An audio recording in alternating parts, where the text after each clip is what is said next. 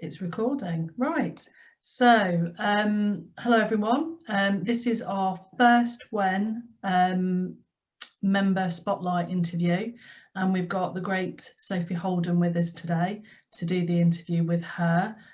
She is a WEN member, but also her day job is the Executive Officer to the Deputy Pro Vice Chancellor of EDI, so that's Equality, Diversity, Inclusion, at De Montfort University. She's already said that's quite a mouthful.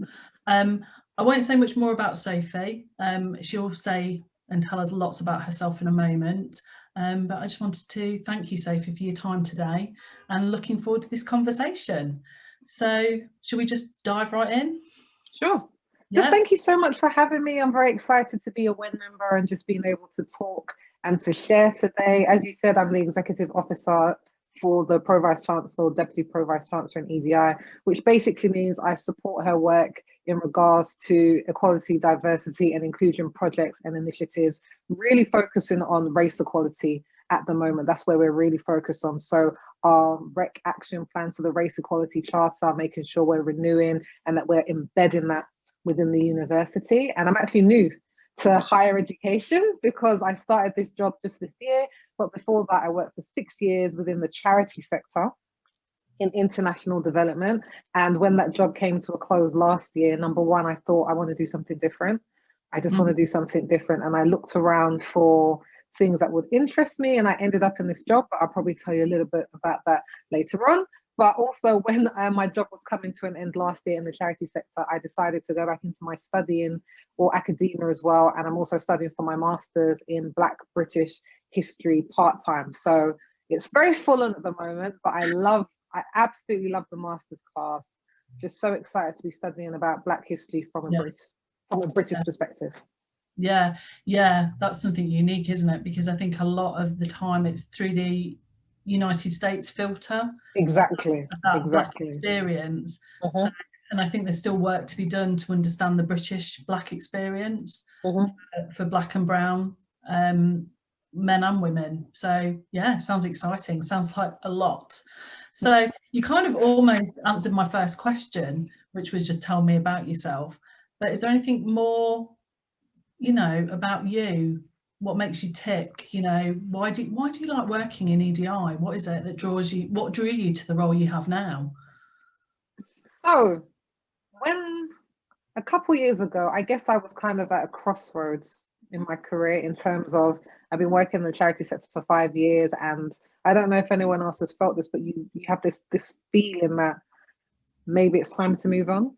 Yeah. Maybe it's time to do something else. And I remember I was actually doing counseling. I was seeing a counselor and I was talking to her about my job. And she said to me, what do you enjoy doing?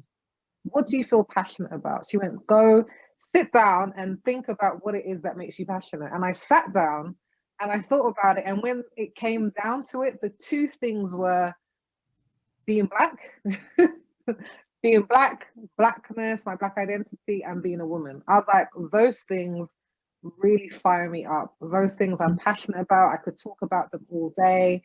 And when my job was kind of coming to an end last year in terms of furlough and I was made redundant, it was kind of like, well, these are the things that I pinpointed as things that I'm really interested in.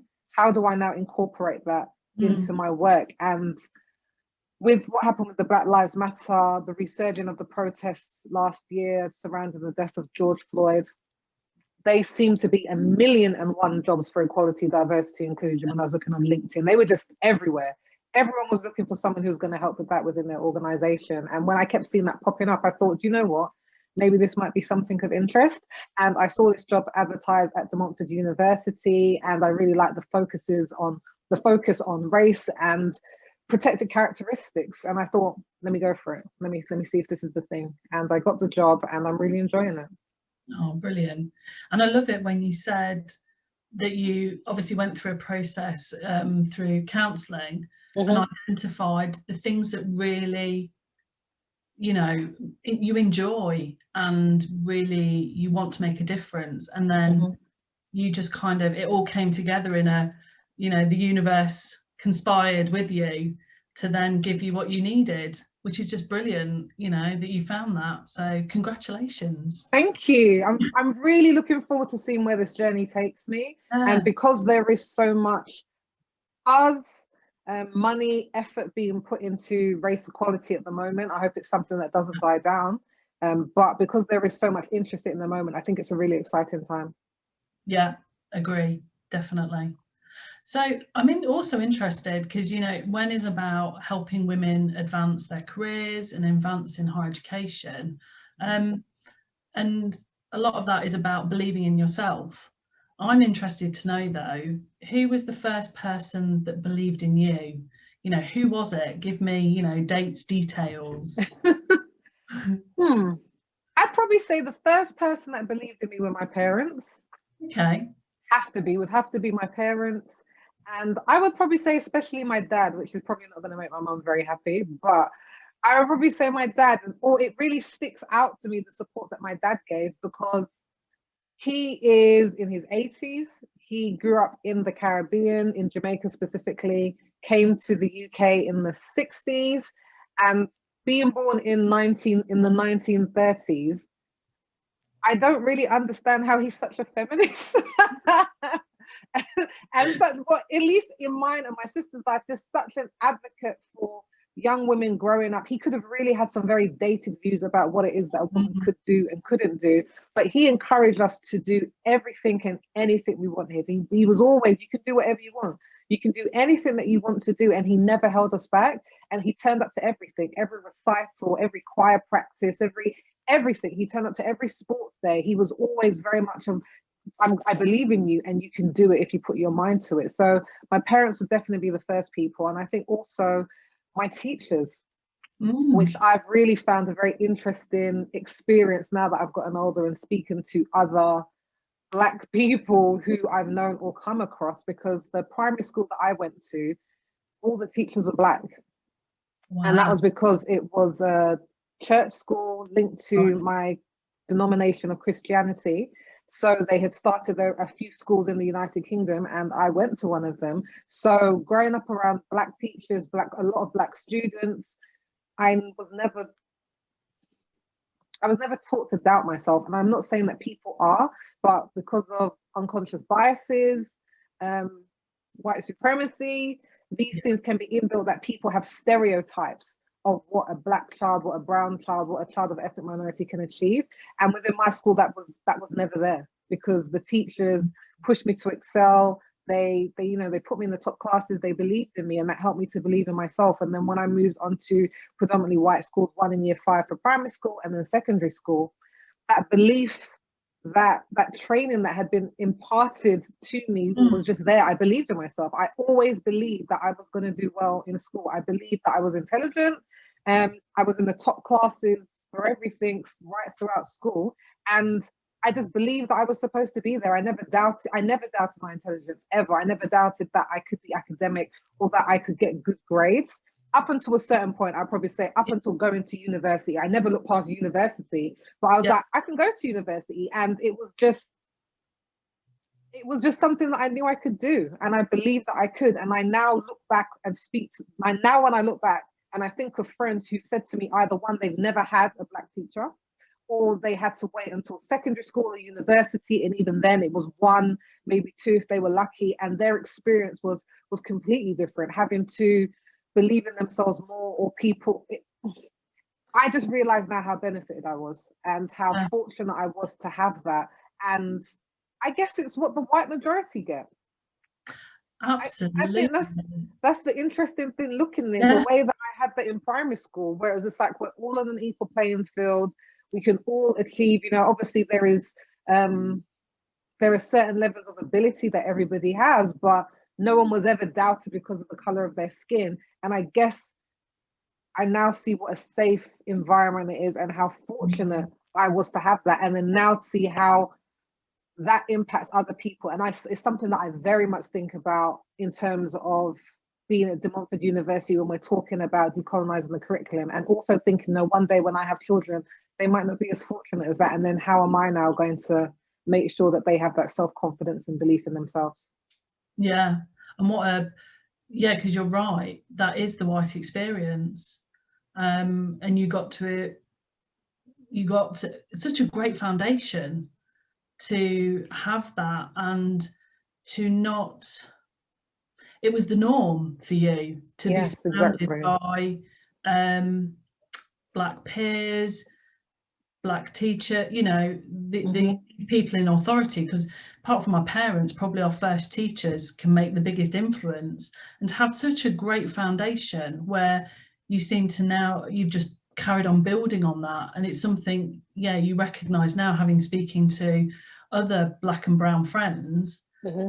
they didn't have that. And yeah, it's, and I'd not thought of, you know, just hearing that, I'd not thought of that as an issue. And again, that's my whiteness, isn't it? That's my experience was different. But you're right, what a great foundation to have, because I take that for granted. Hmm. And wow, And I thank think that's part of the bit about thinking about privilege you. and white supremacy and all those things, thinking about scenarios where actually I was in the majority and I didn't even think that this was an issue or a problem, or that it was different. It was just the norm. And it was the norm for a lot of other children as well, of different races and ethnicities. I think the issue comes in when they were negatively disadvantaged because of it, Mm, because wherever you go in the world, so for example, if you're not in the majority, your experience is going to be different. The problem is when that comes with a negativity and a lack of opportunity, and a lack of equality and equity, that's where the issue comes in. yeah, absolutely, absolutely. And you know, you've had such a great foundation, Mhm. and you're doing all these amazing things now. You know, you're doing you're doing this, you know, your master, is it your master's or PhD? What was, Masters. I don't know if I'll yeah, do my PhD. It's such a lot of work. I've already elevated you. So, you know, I can see it now. Dr. You know, Sophie, you know, you'll be there. But Thank you've had you. that you've had that great foundation. You are doing so much with your life. And I'm just wondering then, how do you define success for yourself? What does success mean for you? Do you know what? I think this is a really interesting question. Mm, And I think it changes over time. yeah. And I think that it's a question to really sit down and think about with myself, because I think sometimes the world can speak so loudly that Mm, it can impose its idea of what success is, which in the Western world is what money, looks, appearance, education, and just thinking about what it is to me. And I think having gone through a change of career, which was kind of dramatic yeah. in some instances, um, I think for success for me now is enjoying what I do, like Mm, waking up in the morning and looking forward to what it is that I'm going to do, and not seeing the weekend as, oh, finally I can just be away from that. But something that I'm like, yeah, I'm looking forward to going back to work next week. So number one, be enjoying what I do. Number two, be contributing to the area which I'm working in. I have to feel like I'm doing something that makes a difference. yeah. Something that is, it might not be impacted on a global scale, but I'm doing something in my department. I'm working towards an idea or an ideal bigger than myself. Mm, And I definitely see that now throughout my career, where I've been working with the NHS and working with health, and also working in international development, and now working in equality, diversity, inclusion, specifically race equality. It's always that building towards something that is bigger than myself, and it's not something that I can solve, but it's something that I can play my part in. So that, also being able to be paid well for what I do and enjoy life, like that yeah. is important, to be able to want to travel and have the ability to do that, to not be able to not have to struggle for food or for money or for things, to have disposable income. So that Yeah. is also a sign of success to me. And I think the last one would be family, Mm, and good health of myself and the people that I love. yeah. Because family is, yeah, there's no point having anything if you can't share it with people. So Yeah. that would probably be how I measure success at the moment. I love that. I love how it's so, I don't know, just it's every part of you. You know, you're not just thinking about your career, you've thought about your family there, you've thought about money. And most people, I think most people, or even women, are like, am I valued that way? Should I, you know, yes, we should go for being paid what we're, you know, having value. And you put, you know, you talk about making that bigger difference. And it sounds like you've found a role, or you're at a place in your life where you're bringing your whole self to work, to your family. It's yeah, wow. I think, do you know, that's I have to think about that, but I think I'm finally in a place where, well, after changing careers, because honestly, I'll talk about that later in terms of Yeah, if we get a chance, but being able to do something now that I enjoy doing at work has had a big impact on my life. And I don't know if I necessarily saw it. My mm, husband more so was the one who was saying, you know, you're just so much happier now. You're so much happier. And that does affect the relationships around you. And yeah, work is such a big part of our life. yeah, And we do it for so many hours of the day. It has to be something that is going to add to my life and vicariously add to the lives of those around me based on how I enjoy it and how I interact with it. So it's absolutely. definitely something that I need to focus on going forward as I progress in my Mm. career, making sure that I firstly enjoy what it is that I'm doing. Yeah, you took the words out of my mouth. That's something I always say. You've got to enjoy it because you spend so many hours there. So Mm-hmm. definitely. Okay, so you know, I'm interested in, you know, when is a community of women who Mm-hmm. want to really network, support each other, and I think I'm a big supporter of women for women. I guess I'm interested in your viewpoints on, you know, how can, whether it's a white woman, me, or Mm-hmm. um, a black or brown colleague, how can women support women in that Black Lives Matter space? You know, like you've said earlier, it's a year since the tragic, awful death of George Floyd, Mm-hmm. and those, you know, that swell of movement for Black Lives Matter. So, you know, what can I do more? What can other people do more, do you think? I think the first thing would be for me, it's bigger than Black Lives Matter. Mm, Because the Black Lives Matter protests that happened last year, like Black Lives Matter was going on for years. I think it was 2013 when yeah, they founded the organization, the movement, and they focused specifically on eradicating or working towards eradicating violence inflicted on Black communities. And mm, that has its place and it's yeah, very important. But for me, I see that as part of working on anti-racism and anti-blackness. Like it all falls underneath that umbrella because there are all these other ways that women can support and show up. So there's the justice systems that need reforming, there's academia that needs reforming, there's the workplace, there's media, there's all of these areas that show mm, elements of anti-blackness, white supremacy, white patriarchy, all of these different branches. And unless we're looking to eradicate anti-blackness, working on one area just means we're just going to have to work on the next and the next and the next. And the root of it all, is the anti-racism work for me. And in terms of how to support, I think one would be to seek knowledge okay, about to seek knowledge about white supremacy and white privilege and the part that we play in it, or the part that the white majority might play in it, and then to kind of sit with that and yeah, those personal reflections, um, and what that change would look like within myself. Like, how can I work towards, how can I notice maybe how I've contributed to it, how I'm a part of it? And I don't mean contributing, and I guess when we think of racism or racist, we think about the very overt forms of someone shouting something on the street yeah, corner. And I'm not really speaking about that. I'm thinking about in the systems where we're like, well, actually, why have I never questioned that there are no Black female professors in my university? yeah, Why have I never thought about that?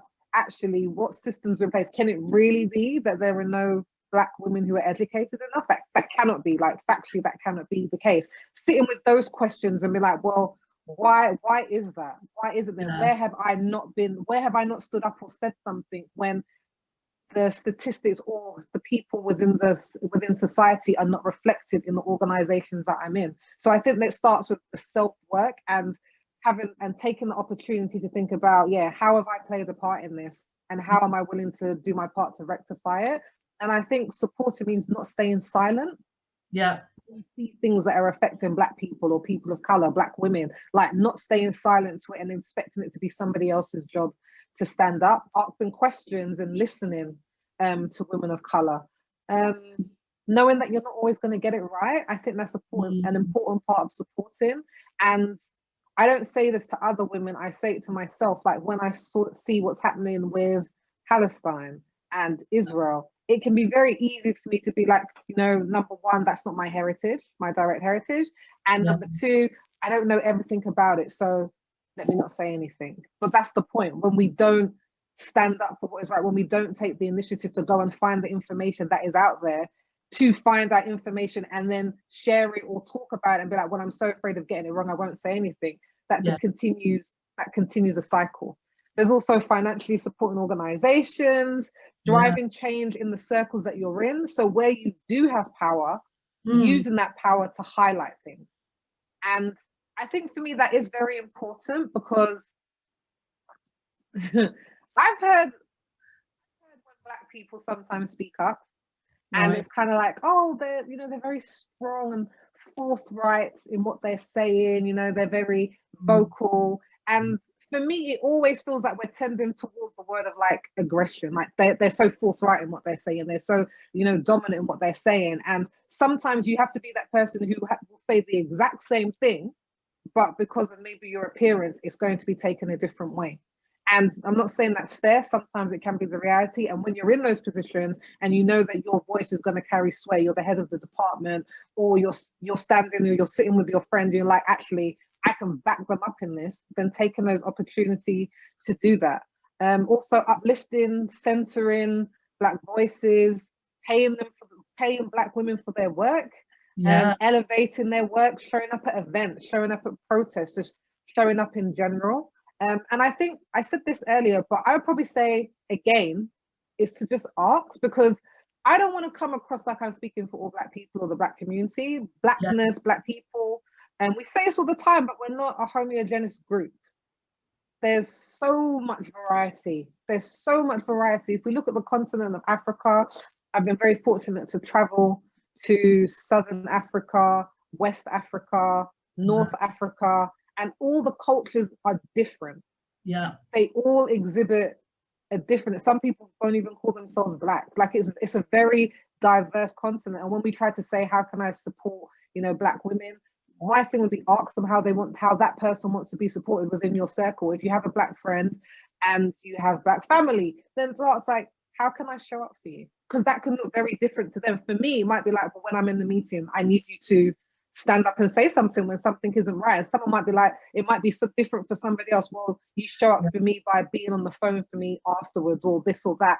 It's very different. So being mindful of that as well. I know that was a very long answer, but I don't think there is a short answer to it. No, and you raised so much there for me, I think, to think about as well, because I think what I've tended to do is I've asked friends. I think that's been more comfortable for me as a first step. I've asked my friends, and I will say many of them in my friendship circle have educated me in recent years. I've never really asked it at work, so I'm going to start doing that. I've never gone necessarily up to a Black woman at work who I work closely with, and there are a couple.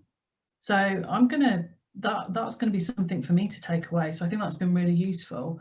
And you're right, there's so many ways we can support, but it comes right down to seeing that person for who they are and respecting what they need, because it will be different. You may need something of me, the next person may need something different. And I think that's some really, really, really useful advice. And I think, I was just going to say, I think it's a way that we show up I think asking the question is also a bit loaded as well, because we know how to show up for people. We know how to show up for our friends in general. If they're going through a situation, we turn up with food, we turn up with flowers, we call them, we check on them. If they're going through a medical condition, we'll be like, they're going through something, you'll be like, do you know what, let me not bombard them with what is endometriosis. let me Google it and see, Yeah. and it says this helps. Okay, so let me just do that instinctively. And I think when it comes to matters of race, it's kind of like, oh, I'm completely in the dark. What can I do? How do I show up for somebody? It's like there are some ways that you can show up that we know how to show up for people. And sometimes it's going about that extra step, but sometimes it's just answering the question. Even today at work, there was an email sent, and I wasn't really sure what to do about the email, and I just messaged the person. I'm just like, how can I support you in this? I was just like, I'm Yeah. thinking of this, this, and this. Is that what you want? But tell me how you want me to support you in this. And they were like, thank you, like this. I was like, no problem, I will do that. Yeah. So I think it's like it's something that we can all use in terms of supporting people in general. A lot Yeah. of people will tell you what they need if you ask the question and you make space to hear it. Yeah, ask but listen as Mhm. well. Yeah, wow. And so so thank you. I guess for me then, I've taken something away from that to think about how I can support my Black colleagues, how can, you know, ask them what they need, what support looks like. If you have any advice, you know, for someone who's new to this space, Mhm. who may not have a network that is of Black and brown people or Mhm. family, or where do they start? What would you, I mean, you've talked about asking is a good first step. Is there anything Mhm. else if you're new that you could do, that a white woman could do to educate herself? I think something that a book that I've been reading recently, called Me and White Supremacy Okay. by Layla Saeed.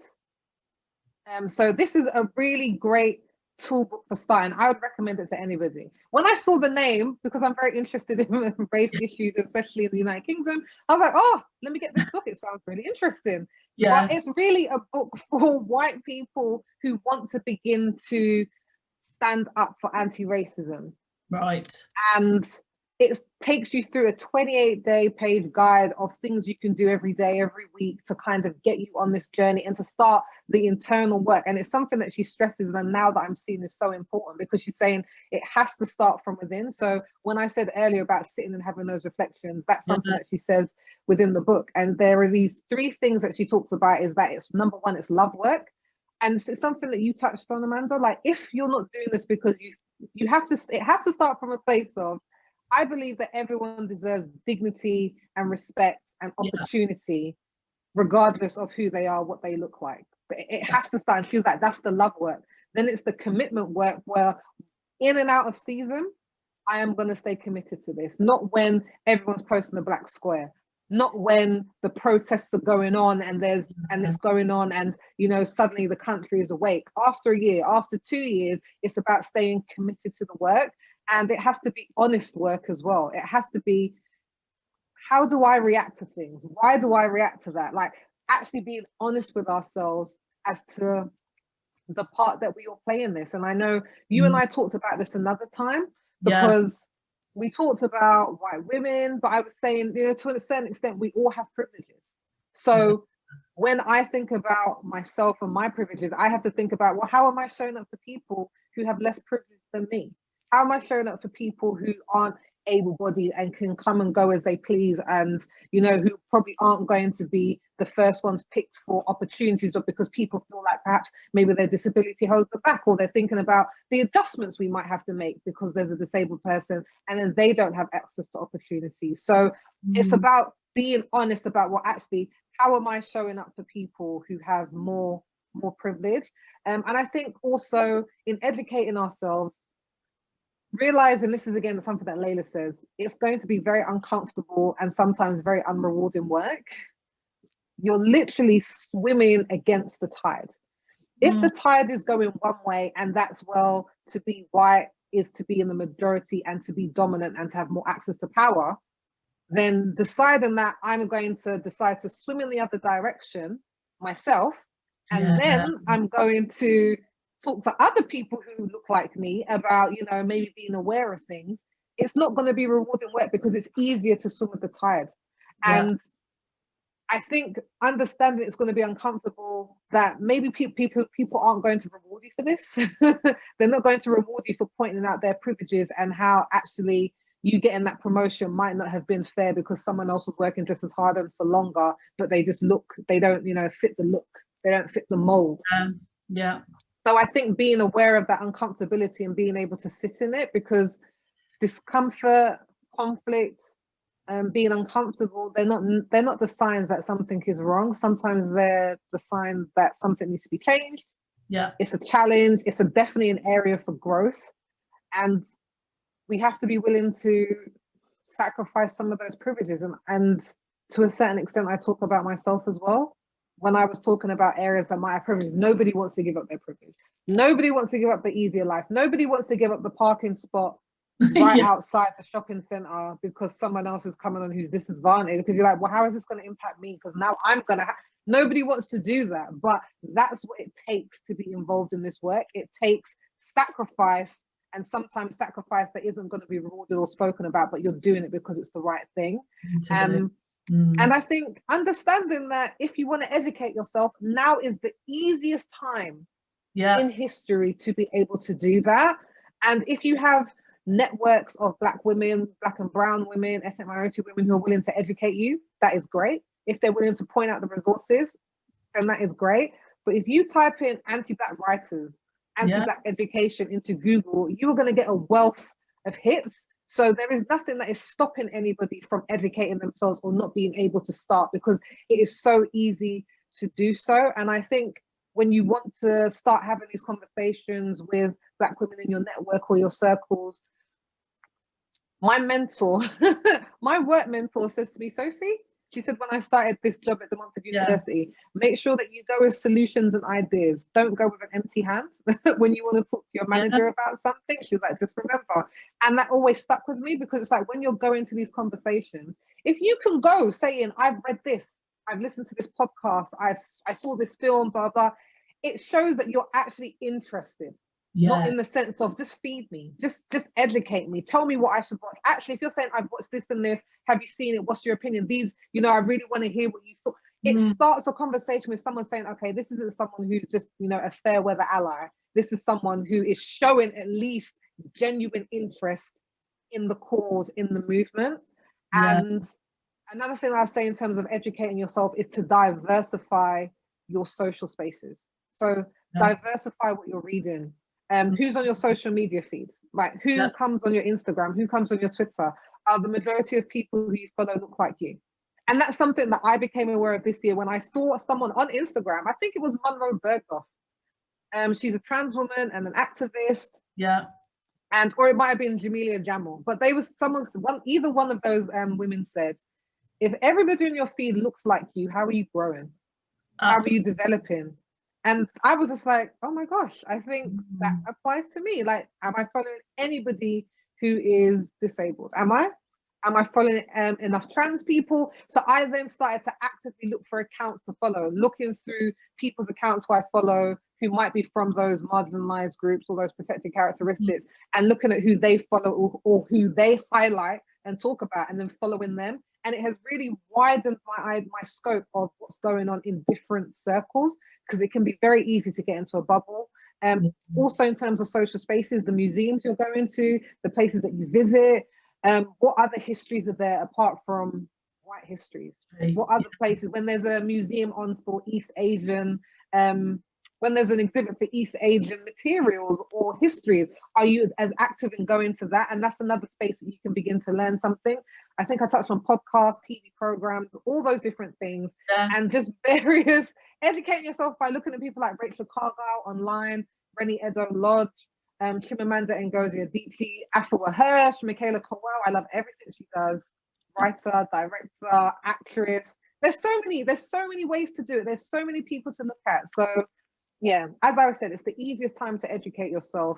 Google is your friend. This is the best time to just actually go into Google and just type in, you'll get loads of stuff. And as well, when you were sort of talking about museums and things like that, it made me think, we all work in higher education. Our own institutions may have courses that we can go on that are academic courses that we could educate, or they'll have guest speakers who are different from us. And you're right, it's just being aware of what's going on around you. Mm-hmm.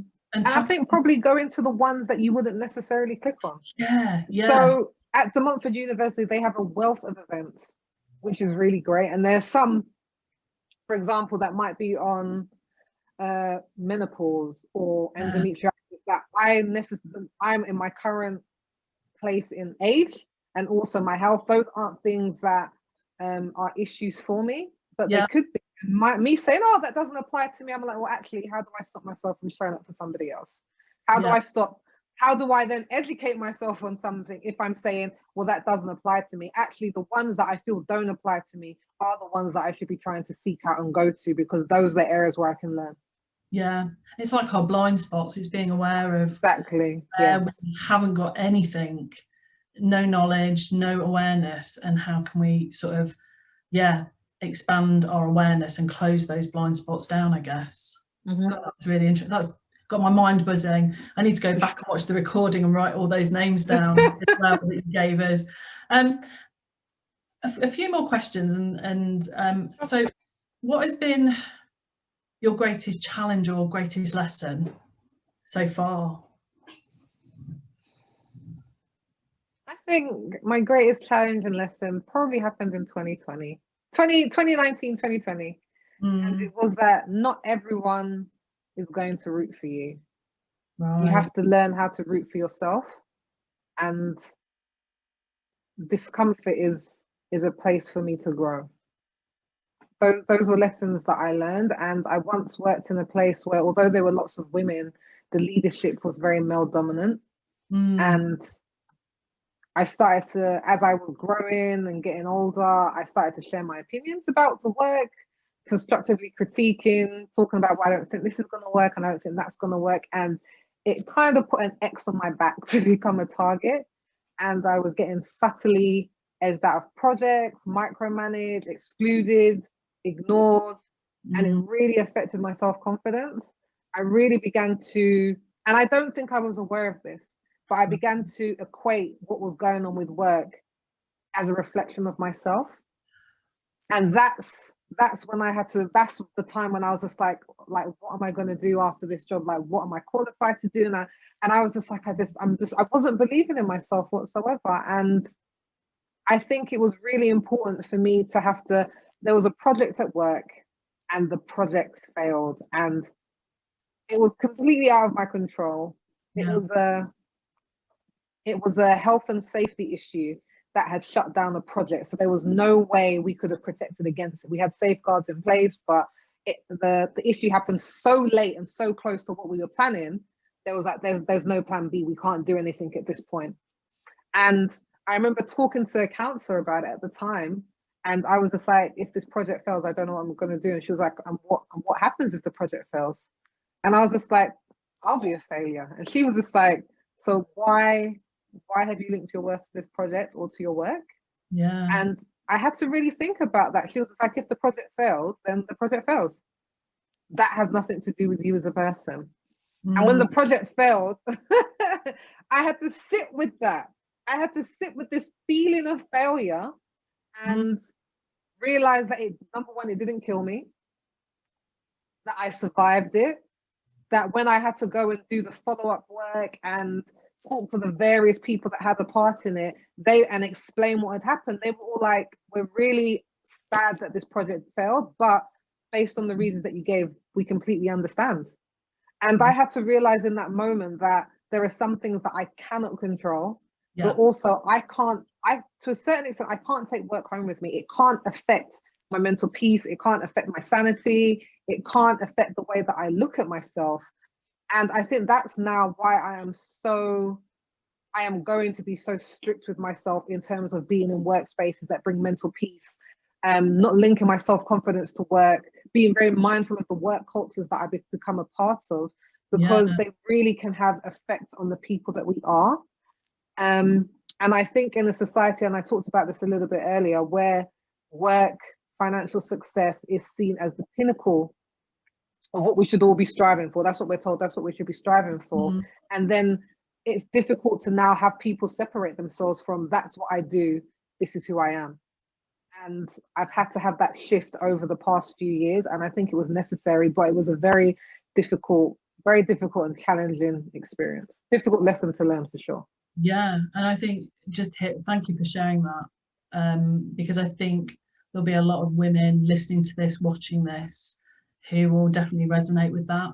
And I think it's always really helpful to hear others because you can feel so alone in that space. Mm-hmm. And so I think, thank you for sharing it, because I think a lot of people will get a lot out of that. Thank you. Final question before I get on to my favourite bit of the interview.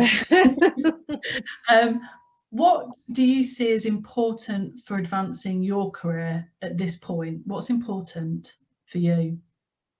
I would probably say role models and mentors within my eye line, because there are women who I very much look up to. So some of the people I talked about earlier, like Michaela Coel, or Renee Eddy Lodge, who wrote "Why I'm No Longer Talking to White People About Race." Yes. Yeah. So these are people who I look up to, but they're very much at a distance. I might look up to them for certain reasons, but they're not within my eye line. Let me explain what I mean. As in people who I might work with and see women in positions of power, women of different color, and seeing them and be like, actually, that could be me. Yeah. I could be that person. And having those role models, I've realized, is so important for me. And I think we very much focus on, or maybe that's just me. There could be other people, like, of course, I know that's really important. But I think I've always focused on role models for children and didn't realize how much I need it as an adult as well. Yeah. So for my niece, it's the running joke that I buy all the cultural books. I buy all the cultural books for my niece. They're like, do you need some books? No problem. And they're like, this little boy in this country and this little boy over here and all these exotic fruits that they're learning about. But my niece now, she picks them up, and my sister said to me, her favorite books are the ones that you buy her, because it's got little black kids in them. And she went, I think it's because she sees herself. And she was like, I had never even thought about it, but I'm now realizing how important it is for me to see women in these positions, to believe that could be me as well.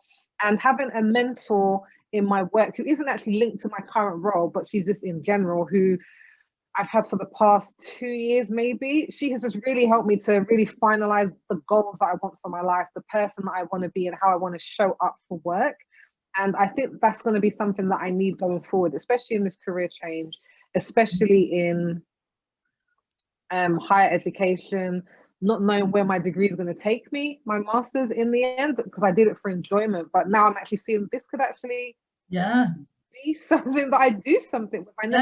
I never saw it like that. My job was ending last year, and I'm just like, I did it for the enjoyment. And I remember a friend said to me, oh, I always wanted to do a vanity degree.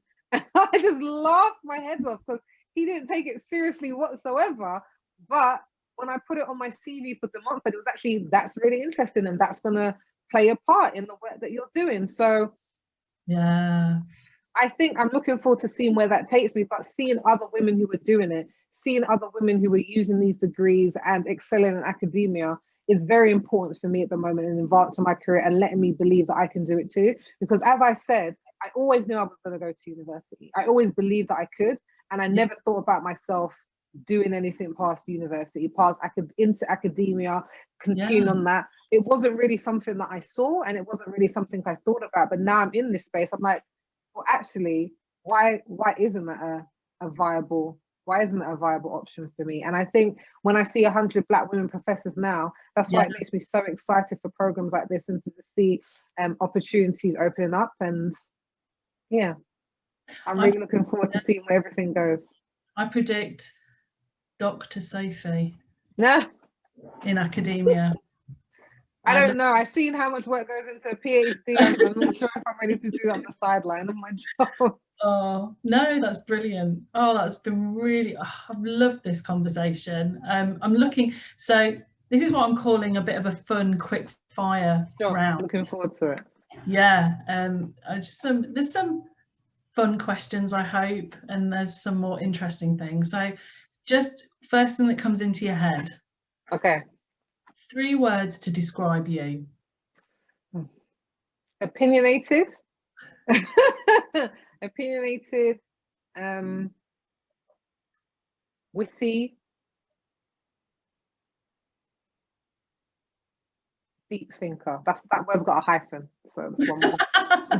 I'll let you have that one. Thank you. Brilliant, brilliant. What's your most used emoji?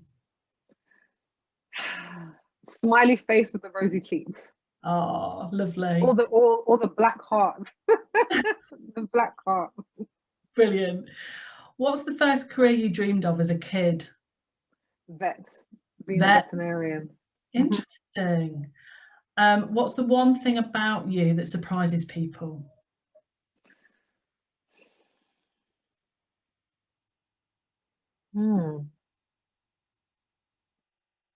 I'm probably quite sensitive. Being opinionated and being very vocal about everything. I think people can often think that, oh, you're quite strong, nothing gets to you. And I guess they always seem a bit surprised that, oh, you're actually quite sensitive. And actually I'm actually an introvert by nature. If you can believe that. I'm an introvert by nature. So sometimes it makes people think that I'm standoffish, but it's just like, no, like I get very shy in situations where there's a lot of people that I don't know and it's not on screen. Ah, interesting. Okay, so next question. Knowing what you know now at this moment, what advice would you give to your 18-year-old self?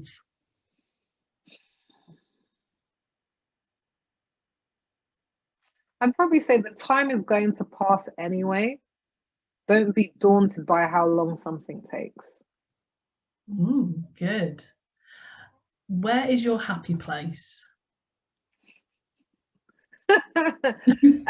Snuggled up with my husband with takeaway and a good film. Oh, nice. Last one. Finish this sentence for me. If not now, when? I feel like that's a complete sentence already. But if not now, when will somebody else? Oh, that was lovely. Thank you. That brings us to an end. That has made my week. That is an absolute brilliant conversation. I need to watch it back and take notes afterwards. I want to thank you again sincerely for being my first WEN member interview. And this has been in conversation with Sophie Holden. Thank you so much, Sophie. It's been brilliant. Thank you.